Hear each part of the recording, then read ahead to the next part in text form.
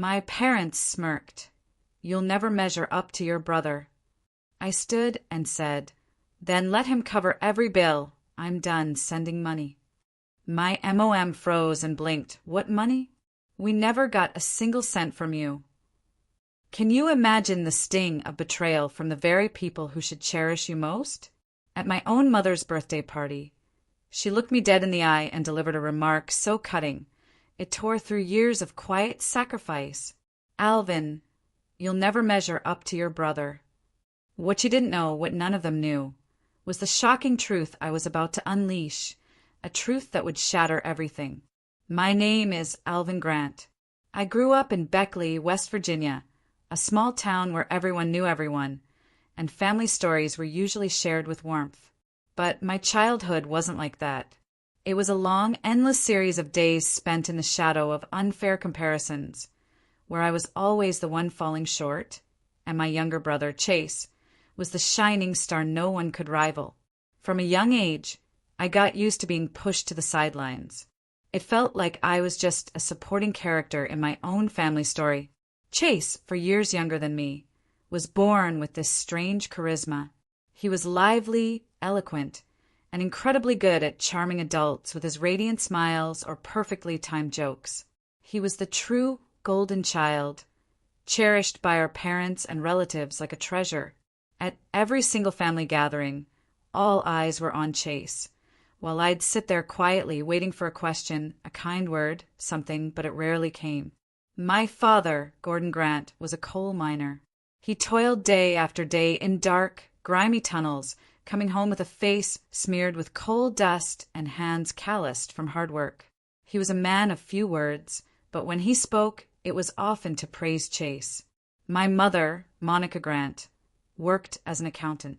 She was always busy with ledgers and bills, yet she still found time to brag to the neighbors about her clever younger son. I know they didn't mean to hurt me, but their favoritism built up over time, like the layers of coal dust clinging to my father's skin. My parents often overlooked me for reasons that sounded reasonable, but really they were just excuses to justify their bias. I was quiet, reserved, not particularly good at small talk.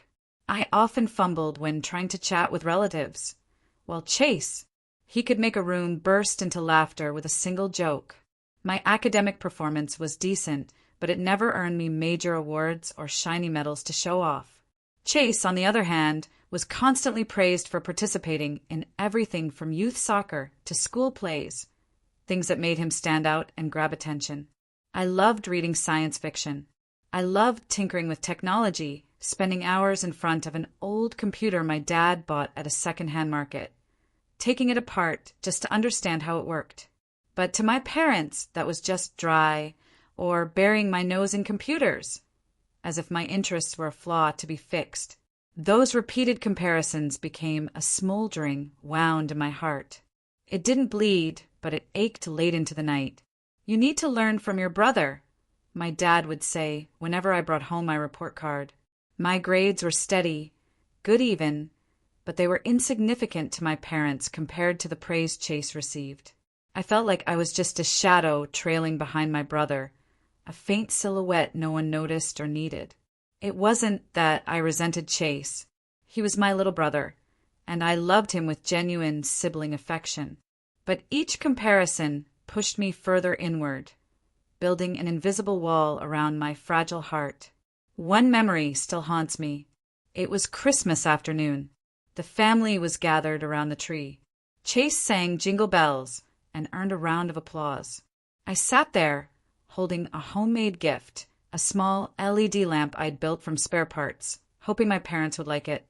When I presented it, my mother barely glanced at it.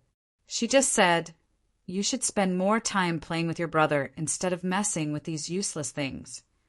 I nodded, swallowed my tears, and retreated to my room. In the darkness, I wondered, would I ever be good enough in their eyes? Would I always be that shadow? My childhood passed in moments like these, teaching me that family love is sometimes unfair, and invisible wounds can cut deeper than any blade. I found solace in books and technology, places where no one compared me to anyone else. But deep down, I still longed for the day my parents would look at me, truly see me, and realize I wasn't just Chase's shadow, but Alvin, a person with his own worth, quiet and different though I may be. When I entered my teenage years, I thought things would change. I thought I'd find my own corner of the sky where I could shine. But no, Chase's shadow loomed even larger and darker. My high school years only deepened that feeling of being invisible in my own family and in the world around me. At Beckley High, I was still the quiet, reserved Alvin with hardly any close friends. I wasn't the type to blend in easily. The noisy hallways, the groups of friends laughing, the school dances, they all felt alien to me. I preferred sitting alone in the library, flipping through books on electronics, or in the computer lab, typing my first lines of code on the school's outdated PC. I found joy in unraveling circuits or writing small programs, but that joy was mine alone. To my classmates, I was just that weird kid glued to his computer. To my teachers, I was a good but unremarkable student never standing out. Chase was the exact opposite. He was like a pop star among the students. He joined the basketball team, he emceed school events, and he always knew how to make people laugh. Teachers loved Chase, not just for his energy, but for his knack for charming adults. I once overheard my homeroom teacher talking to my mom during a parent-teacher conference. Chase is truly an outstanding student, always full of energy. My mom nodded, beaming as if the praise were for her. As for me, the teacher mentioned me in passing. Alvin does fine, but he needs to be more outgoing. I sat in the corner, listening to my mom agree, and it felt like another pebble dropped into my chest. At home, the comparisons continued, sharper than ever, as if my parents were determined to engrave in me that I'd never measure up to Chase. "Look at your brother," my dad would say, his voice brimming with pride whenever Chase brought home a basketball medal or a teacher's praise. That kind of energy is what leads to success. You keep being so quiet. What are you going to achieve? My mom was gentler, but her words cut deeper. "Alvin, you need to learn how to talk, to connect like your brother.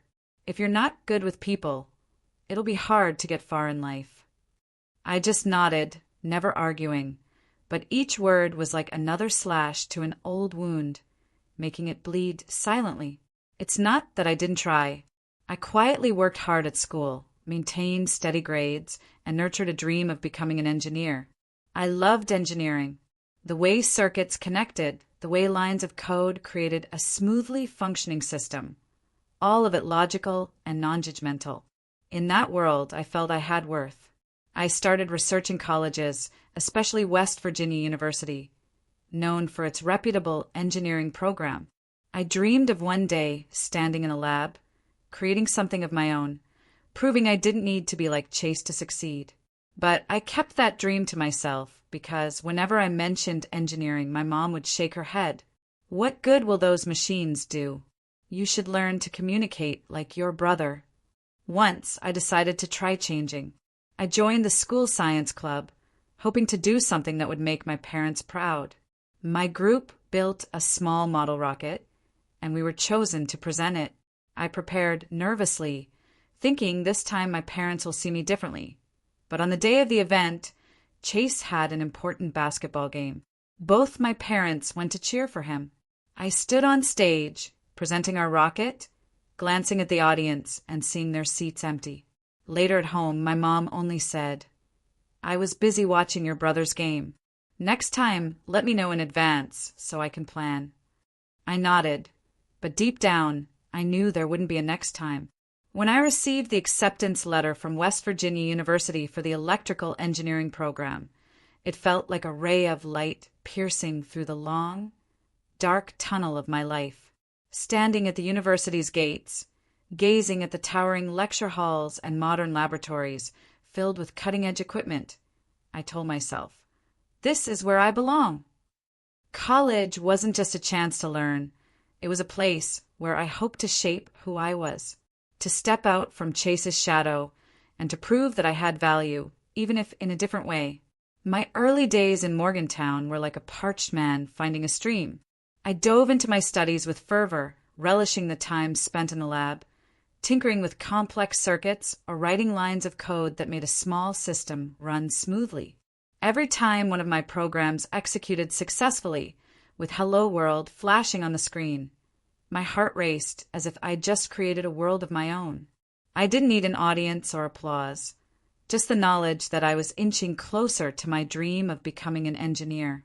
While I buried myself in assignments and grueling part-time jobs to cover tuition, Chase took a completely different path.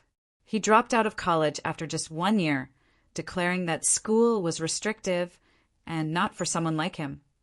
Instead, he threw himself into freelance business, chasing ventures that sounded grandiose but were always vague.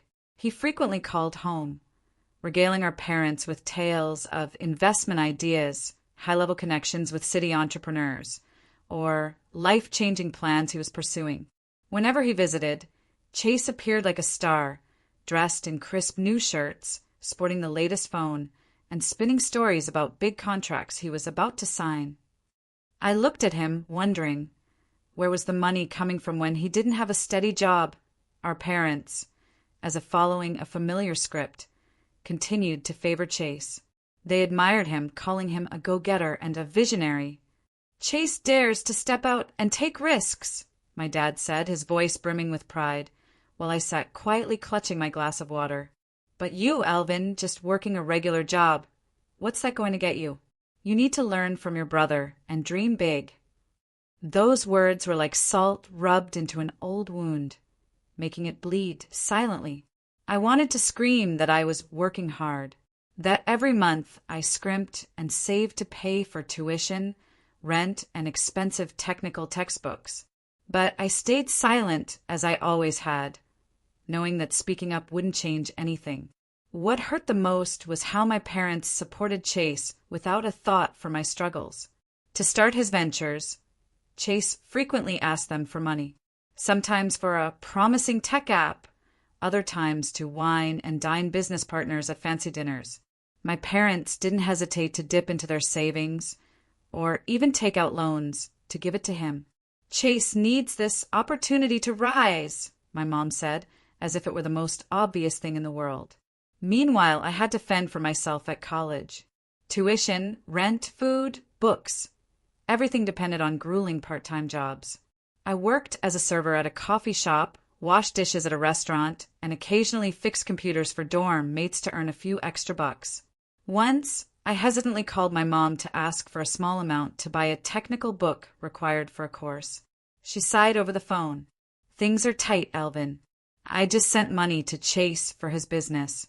You'll have to manage." I hung up, sat in my rented room, stared at the stack of second-hand books on my desk, and told myself I have to try harder. My college years felt like living as a machine, racing between studying, working, and chasing my engineering dreams. I maintained high grades and earned an internship at a small tech company in Morgantown where I worked, alongside real engineers. Excited, I shared the news with my parents over the phone, hoping they'd be proud, but my mom only mumbled, "That's good, Alvin. Keep being independent." I stopped sharing after that, confiding only in a few close friends at school who understood the value of the code I wrote or the circuits I designed. Chase, meanwhile, kept showing off on social media. Photos of him posing next to sleek cars, checking in at upscale bars, or flaunting expensive watches with confident captions like "The road to success is never easy." I looked at those posts, wondering where the money came from when our parents, who'd spent their lives saving, were struggling to support him. Once, I overheard my mom bragging to a neighbor about Chase's big project, her voice full of pride, while I was mentioned only as Alvin, who's in college, probably going to be an engineer. Even from afar, Chase's shadow weighed heavily on me. Every time I called home, my mom would gush about his grand plans, while I got perfunctory questions. "How's school?" "Doing okay." I answered briefly, knowing they didn't truly care. I still loved my family and cared for Chase, but the feeling of being overlooked pushed me further away. I told myself I'd prove my worth, not through boasts, but through what I achieved. I wanted to become a skilled engineer, to build a stable life, not to outshine Chase, but to be myself, Alvin, a person with his own value, quiet and different though I may be. After 4 grueling years at West Virginia University, I graduated with a degree in electrical engineering and a job offer from a tech company in Austin, Texas. Holding that offer letter in my hand, I felt like the entire world was opening up before me. Austin was a vibrant city, a far cry from the quiet stillness of Beckley, with its towering skyscrapers, hipster coffee shops, and a booming tech community. My new job as a software engineer allowed me to work on exciting projects alongside passionate colleagues. My income was decent, enough to live comfortably in Austin, but I chose to live frugally. I rented a small apartment, ate simple meals, and allocated most of my salary to paying off the student loans still lingering from my college years. I didn't need fancy cars or expensive clothes, things Chase always flaunted. For me, stability was the most precious thing, something I'd earned through exhausting part-time shifts and sleepless nights studying. I wanted to build a solid life, not just for myself, but so that one day my parents might look at me with pride. But then a phone call from Mom changed everything. Dad, after years of working in the coal mines, had to retire early due to declining health. The years of breathing coal dust had taken a toll on his lungs, and the doctor advised him against any heavy labor. Mom, who had always been accustomed to her accounting job, switched to part-time work due to her age and the stress of it all. The family's income plummeted to the point where Mom had to pinch every penny to cover monthly expenses. Hearing her voice over the phone, filled with worry as she talked about utility bills and Dad's medication costs, made my heart ache. I decided to send money to support my parents each month. It wasn't an easy decision. Life in Austin wasn't cheap, but I couldn't stand by and watch them struggle. Every month, I set aside a portion of my salary, about $2,500, to help them get by. I wanted to do this discreetly without making my parents feel like I was showing off or doing anything grand. There was one problem, though. My parents, especially Mom, weren't savvy with bank transfers. They were used to cash, and every time I mentioned banking apps, Mom would complain, "It's too complicated." I thought of Chase, who still lived in Beckley, close to our parents. I called him, proposing what I thought was a convenient solution. I'd transfer the money to his account, and he'd withdraw it in cash to hand directly to our parents. "It's quick and simple," I said, and Chase agreed immediately, his voice brimming with enthusiasm. "Don't worry, big bro. I'll take care of it." I trusted Chase. Despite his flashy lifestyle and occasional irresponsibility, I still saw him as my little brother, someone who wouldn't do anything to harm our family. Every month, I diligently transferred the money, including a note in the transaction description, for parents. I didn't check up on it or ask Mom if she'd received the money because I assumed it was a given.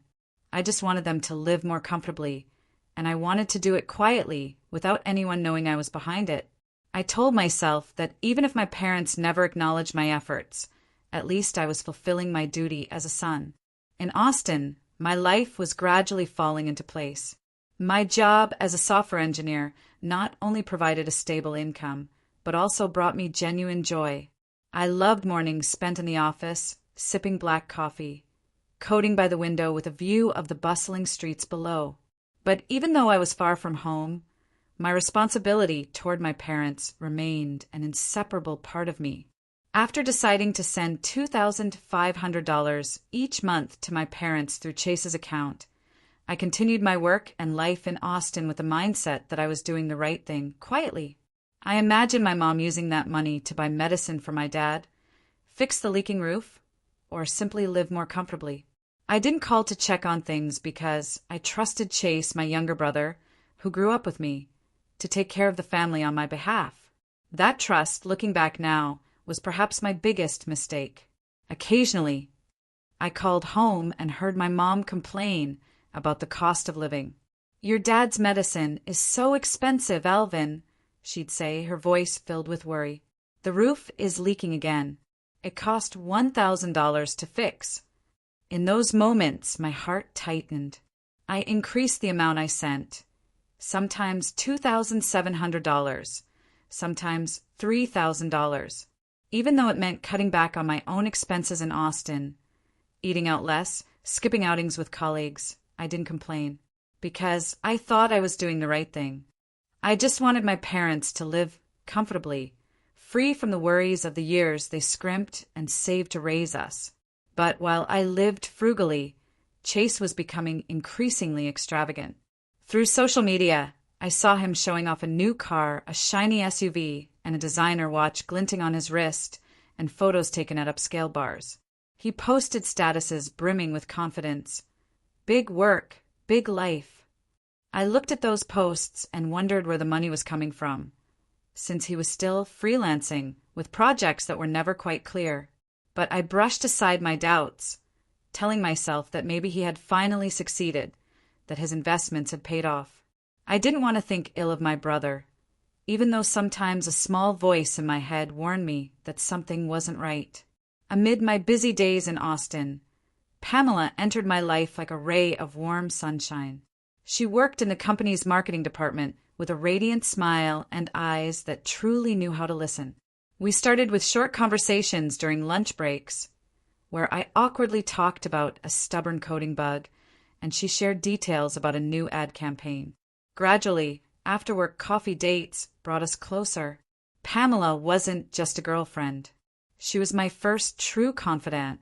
She helped me forget the grueling work days, the sleepless nights worrying about money, and the lingering sadness of being compared to Chase.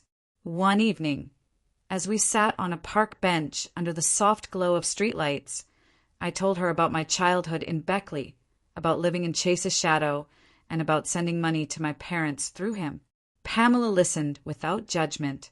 Then she took my hand and said, "Alvin, you're doing a great thing by taking care of your parents, but you need to be more transparent. Let them know you're the one sending the money so they can see your heart." I smiled and brushed it off. No need for that. I just want things to be simple, discreet. Pamela shook her head, her eyes filled with concern. "You trust Chase too much. Be careful. Not everyone is as they seem." Our dates with Pamela became a healing balm. She took me to live music shows at small bars, taught me how to dance despite my clumsiness, and cooked simple dinners with me in my apartment. One time, when I was exhausted from a project at work, Pamela showed up with a plate of homemade cookies, and we sat watching a comedy movie, laughing until our sides hurt. "You don't need to be like anyone else," she said, resting her head on my shoulder. "You're Alvin, and that's enough." Those moments made me feel lighter, as if Chase's shadow was slowly fading, replaced by the warmth of Pamela's love. But her advice about transparency lingered in my mind. I didn't want to believe that Chase could do anything wrong, but his flashy posts, the new car, the lavish parties began to stir a vague unease in me. I didn't know that this feeling was leading me toward a painful truth, a truth that would explode at my mother's birthday party, where my trust would be shattered and everything I thought I knew about my family would be turned upside down. My mother's 65th birthday party was the first time I returned to Beckley after nearly a year of being busy in Austin. I wanted to do something truly special to celebrate her. I spent weeks preparing a gift, a compact digital camera, easy to use with a large screen and simple buttons. Perfect for Mom, who had once mentioned wanting to capture family moments and the daisies in her garden. I went to an electronics store in Austin, testing each model, carefully weighing the brands. Pamela even helped me check the features, ensuring Mom would love it. "Your mom's going to adore this," Pamela said with a smile, her eyes sparkling as we wrapped the gift in green wrapping paper, Mom's favorite color, and wrote a card that read, "Happy birthday, Mom, from Alvin and Pamela." Pamela agreed to come with me to Beckley, not just for the party, but also to meet my family. I was more nervous than ever. This was the first time I'd brought a girlfriend home, and I wanted my family to see that I was different now. A mature Alvin, with a stable job, a respectable life, and a wonderful partner. On the flight from Austin, I sat next to Pamela, gazing out the plane window at the drifting white clouds. She held my hand and whispered, "Don't worry. Everything will be fine. I'm excited to meet your parents, even if they're a bit biased, like you said." I smiled, but my heart felt heavy. I had told Pamela about my childhood, about Chase's shadow, about being constantly compared to him. But I still hoped this party would be a chance to mend things, for my parents to see me differently without comparing me to him. The drive from the airport to Beckley took us through familiar roads, where the lush green hills stood quietly like childhood memories. Our old family home came into view, with its slightly chipped porch, weathered roof tiles, and Mom's small garden blooming with yellow daisies. I stepped out of the car, taking a deep breath, inhaling the scent of damp grass, the air of home. Pamela smiled, pulling her small suitcase, looking as natural as if she belonged here. I hugged Mom, noticing she was thinner than the last time I saw her, her hair streaked with more silver. Dad sat in an armchair in the living room, coughing a few times, his face pale from years working in the mines. But he managed to smile when he saw me. I introduced Pamela, and Mom hugged her, saying, "Come in. Don't be shy." Pamela smiled, responding warmly, "Thank you. I've heard so much about you from Alvin." Chase appeared shortly after, stepping out of the kitchen in a sharp navy suit, white shirt, and a gleaming watch on his wrist. He clapped me on the shoulder, laughing loudly. "You're back, huh? Still the tech guy? Never changed." I smiled back, trying not to notice Mom's glance, which briefly passed over me before settling on Chase, as if comparing us. Pamela whispered to me, "Your brother sure knows how to steal the spotlight." I nodded, saying nothing. The party took place in the living room, decorated with gold tinsel and balloons. The dining table was laden with cakes, homemade cookies, and a vase of daisies Mom had picked from the garden. Relatives gathered. In the room, which buzzed with laughter and chatter, there was Aunt Linda, who always fawned over Chase, Uncle Frank, who loved telling stories of his youth, and a few close neighbors. Pamela blended in quickly, chatting cheerfully with Aunt Linda about her marketing job in Austin, about designing an ad campaign for the company. I watched her, feeling a mix of pride and unease. I wanted my family to see Pamela not just as my girlfriend, but as someone who understood me, who made me feel valued. But then, like a familiar script, the conversation turned to Chase. Aunt Linda, mid-sip of tea, turned to him, her voice full of admiration. "Chase, you're such a beautiful son, sending money to your parents every month, regular as clockwork. This family is lucky to have you." Others nodded, chiming in, "Exactly. That boy knows how to take care of his family, not like some who only live for themselves." My heart tightened. Pamela squeezed my hand under the table, her eyes saying, "Don't let it get to you." Mom, as if to pour fuel on the fire, looked at me with reproachful eyes. "Alvin, why can't you be even a fraction like Chase? You should learn from him. Chase is taking care of this whole family. You know that." Her words, sharp as a knife, cut deep into wounds I'd tried to bury for years. Pamela gripped my hand tighter, whispering, "Stay calm, Alvin. Don't let them hurt you." But I couldn't stay calm anymore. Years of holding back, years of hearing comparisons, years of quietly sending money without recognition.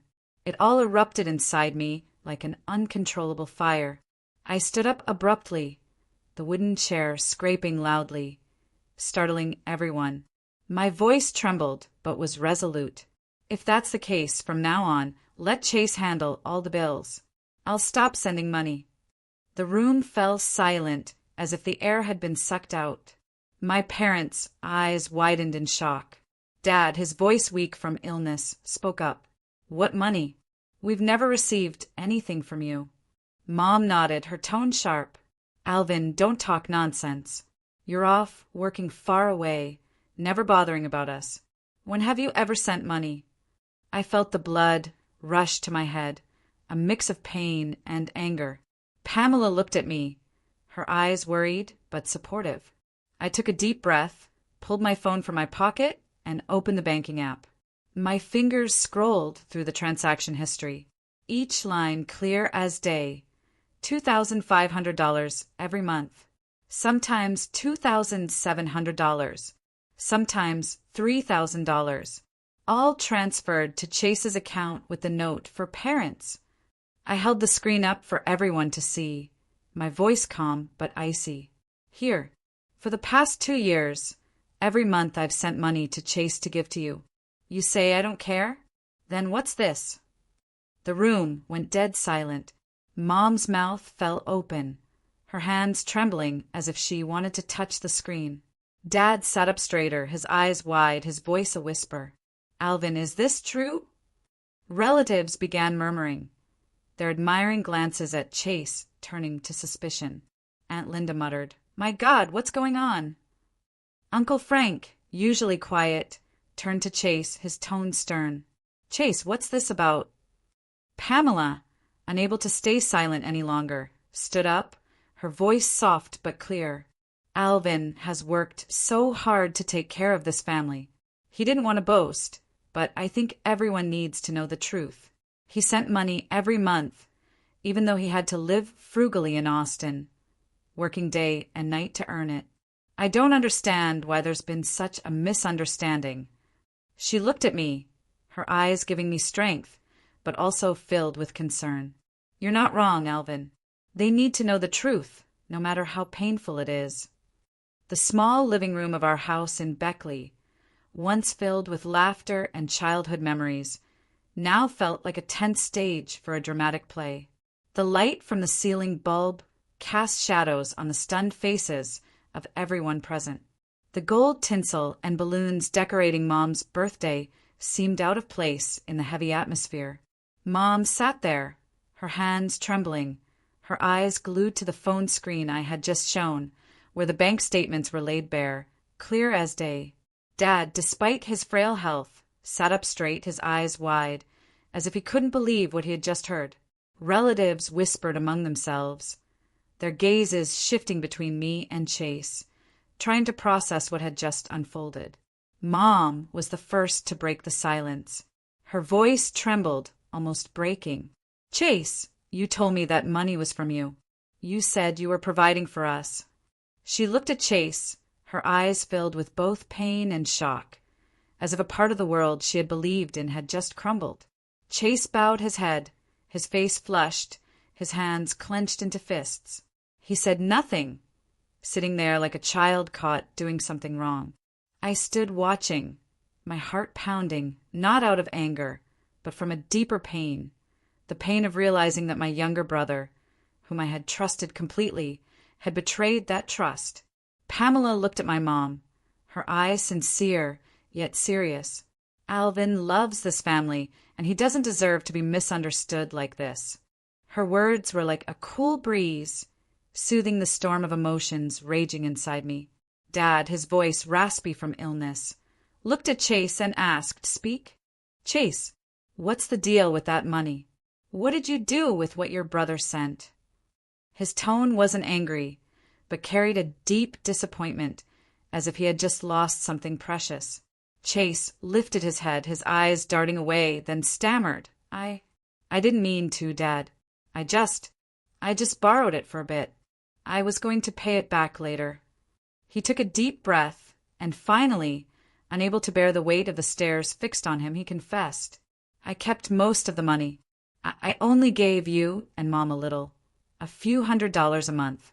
So you'd think I was taking care of the family. I needed the money to pay off debts, to keep up appearances. I didn't want you to be disappointed in me. The room fell silent again, but this time it was a heavier silence, as if everyone was trying to digest Chase's confession. All those months I had scrimped and saved, lived frugally, worked overtime to send money home for my parents. It had all been a tool for Chase to maintain his image as the dutiful son. I looked at him, searching for a trace of the little brother who used to chase me around the backyard to play ball, who shared cookies Mom made with me. But before me now was a young man, his face flushed with shame and his eyes avoiding mine. Pamela, standing beside me, spoke gently to the room. Alvin didn't want to make a big deal out of this. He just wanted his parents to live well without worries. But I think from now on, things need to be clearer. Alvin deserves to be recognized, not for the money, but for his heart. She turned to me, her eyes soft. You make me proud, Alvin. I know you didn't want to boast, but today you needed to speak up to protect yourself. Her words were like a cool breeze, easing the storm of emotions within me. But they also reminded me that if I had listened to her advice from the start, things might not have gone this far. Chase, after a long silence, finally spoke, his voice trembling. Alvin, I'm sorry. I didn't mean to hurt you. I got caught up in debt. My projects, they weren't like I said. I lost money, racked up debts, and I needed the money to keep up appearances so Mom and Dad wouldn't be disappointed. He bowed his head, his voice choking. I was wrong. I didn't think things would go this far. His confession left me both angry and pitying. Angry because he had lied and used me, but pitying because he was my brother, and I knew he was also a victim of the expectations he had placed on himself. The truth about Chase slowly came to light. The grand projects he boasted about on social media, the SUV, the designer watch, the lavish parties, they were all funded by loans, debts, and worse, the money I had sent for our parents. He had used most of it to sustain his flashy lifestyle, giving our parents only a few hundred a month, just enough for them to think he was the dutiful son. I looked at him, my heart torn between pain and disappointment. But more than anything, I realized that the distance between us wasn't just a matter of personality. It was a matter of honesty. Mom covered her face, sobbing. She grabbed my hand, her voice trembling.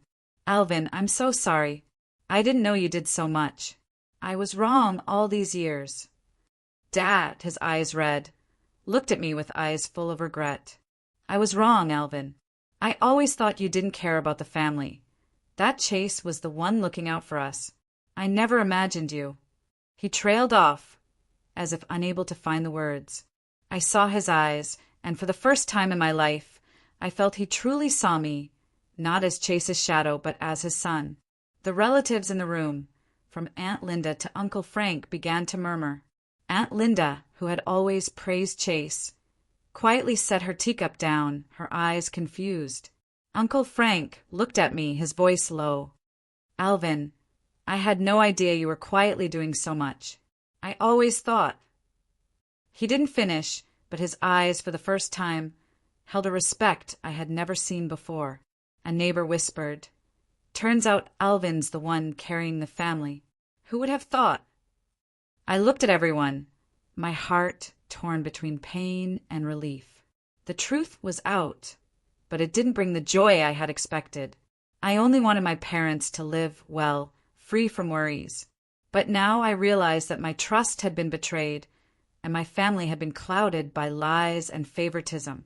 Chase looked up, his eyes full of remorse. Alvin, I'll pay the money back. I promise I'll make it right. But I didn't know if that promise was trustworthy. All I knew was that, from this moment, everything in our family had changed forever. I took a deep breath, trying to keep my voice calm. Mom, Dad, I began, my gaze sweeping across the room. I didn't want things to come to this. All I ever wanted was for you to live well, without worries. But what just happened? It's made me rethink everything. I can't continue like before. Mom looked at me, her eyes still brimming with tears, as if she wanted to say something. But I raised my hand to stop her. I needed to say everything, to set boundaries I had never dared to consider before. If you want me to keep supporting you, I said, my voice slow but resolute, I have some conditions. First, I don't want to hear any more comparisons between me and Chase. I've lived my whole life in his shadow, and I'm tired of it. I'm Alvin, not some lesser version of Chase. I looked at Mom, then Dad, my eyes not angry but firm. Second, from now on, every expense needs to be transparent. I'll send money directly to you, or I'll pay the bills myself. I need to know my money is being used for its intended purpose. And third, Chase needs to contribute too. If he wants to be part of this family, he needs to take responsibility, not just make empty promises. The room fell silent. Mom nodded slowly, tears still streaming down her cheeks.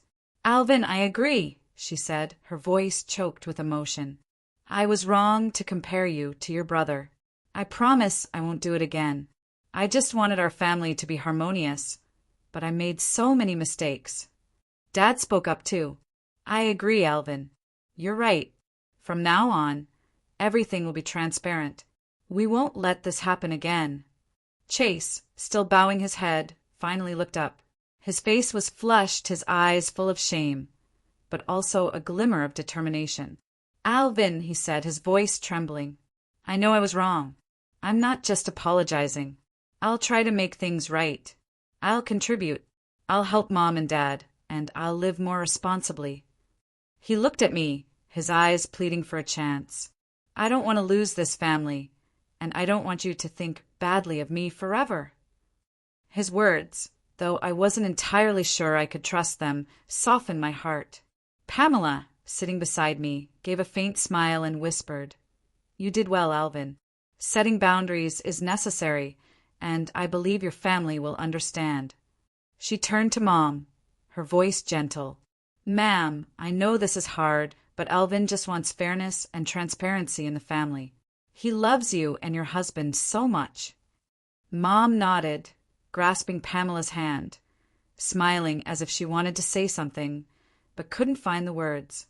What was supposed to be a joyful occasion had become a turning point for our family. Mom, after wiping her tears, stood up and hugged me tightly. "My son, I'm so proud of you," she said, her voice trembling. "I'll never forget what you've done." Dad, unable to stand, grasped my hand, his eyes full of gratitude. I felt a small spark of warmth in my heart, not because of the recognition, but because for the first time I felt my family's love, unclouded by comparisons. The birthday party ended quietly, with no one in the mood to cut the cake or raise glasses for a toast. Relatives left one by one, whispers about Chase and the truth that had just been revealed lingering in the air. Pamela held my hand, her eyes a steady anchor amidst the storm of emotions. "Are you okay?" she asked softly. I nodded, but inside I knew I needed time to process everything. The truth had been laid bare, leaving me with mixed feelings, relief that I was finally seen, but pain that my trust in Chase had been shattered. I looked at Mom, Dad, and Chase, my family, the people I loved, and wondered if we could heal these cracks. In the months that followed, I returned to Austin and continued my work as a software engineer, but with a new resolve. I would care for my parents, but on my own terms with clear boundaries. I opened a joint bank account with Mom, teaching her how to check the balance through an app, though she still complained it was too complicated. I sent money directly to that account, $2,500 each month, sometimes adding a bit more when Mom mentioned unexpected expenses like fixing plumbing or buying new medication for Dad. But this time, I ensured everything was transparent. I sent Mom copies of receipts, called to confirm she received the money, and asked for her verification. "I don't want the past to repeat itself," I told her over the phone, my voice gentle but firm. Mom nodded through the video call, her eyes full of gratitude. "I understand, Alvin. I won't let it happen again." As they promised, Mom and Dad began to change. They stopped comparing me to Chase, no longer mentioning the clever younger brother or the pride of the family. Instead, Mom called regularly, asking about my work in Austin, about the projects I was working on. "Being an engineer must be tough, right?" she asked, her voice curious. For the first time, I felt she was genuinely interested in my world, the world of code and circuits. Dad, despite his failing health, started telling neighbors about Alvin, the engineer in the big city. Once he called me, his voice hoarse but warm. "I'm proud of you, Alvin. I was wrong not to see it sooner." Those simple, heartfelt words were like a balm, healing the scars in my heart. Chase, after the incident at the party, struggled to pick himself up. He admitted to me that his grand projects were nothing but failed gambles. He owed money to banks, friends, and even loan sharks. "Alvin, I tried so hard to succeed, to make Mom and Dad proud," he said over the phone, his voice full of regret, "but I went down the wrong path." I didn't know how to comfort him, but I advised him to find a stable job and start over. Chase nodded, and for the first time, I saw him take his promise seriously. He found work at an auto repair shop in Beckley with a modest salary, but enough to cover his expenses and contribute a small amount to our parents. Each month, he sent $300 home. Not much, but it was his first real effort to live responsibly. Mom told me Chase started spending more time at home, helping Dad fix the fence or taking her to the market. "He's trying, Alvin," she said softly. "I know he was wrong, but I believe he'll change." I felt relieved, not just because of Chase's changes, but because I had finally stepped out from the shadow of comparison that had weighed on me for years. I no longer felt the need to compete with him or prove my worth. I was Alvin, a software engineer, a son, a man living true to his values. My work in Austin thrived. I was promoted to project team leader, guiding a group of young engineers. Pamela was always by my side, supporting me through busy days and nights when I worried about my family. She became an indispensable part of my life, not just a confidant, but a reminder that I deserved to be loved and respected. A year after that fateful birthday party, Pamela and I decided to get married.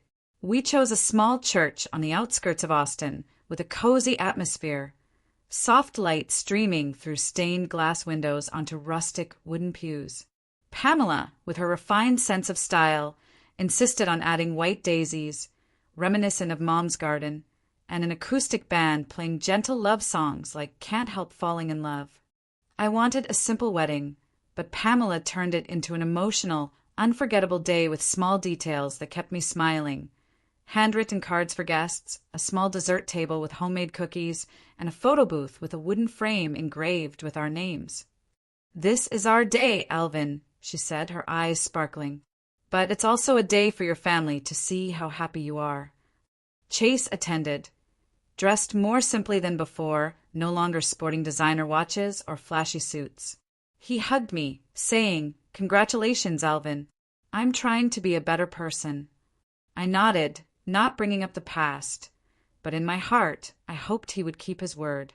The wedding was filled with joy, free from favoritism or comparisons. Relatives from Beckley, including Aunt Linda and Uncle Frank, were there, and this time they spoke of me with genuine respect. "Alvin's truly a wonderful son," Aunt Linda said, her eyes no longer fixed on Chase as they once were. I smiled, feeling the fairness I had waited for my whole life.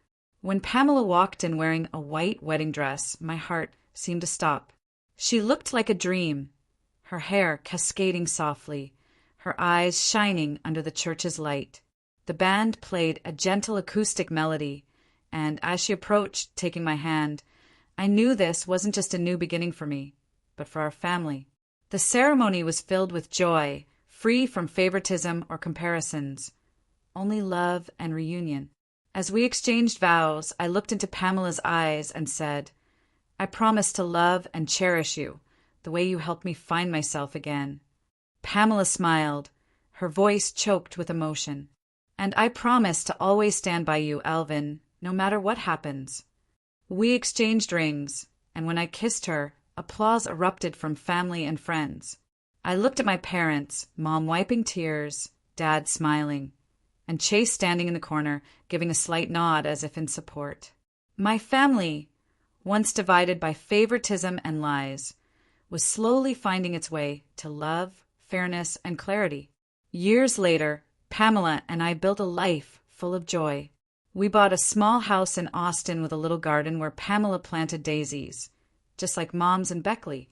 I continued my work at the tech company, and Pamela started a small marketing consultancy where she shone with creativity and passion.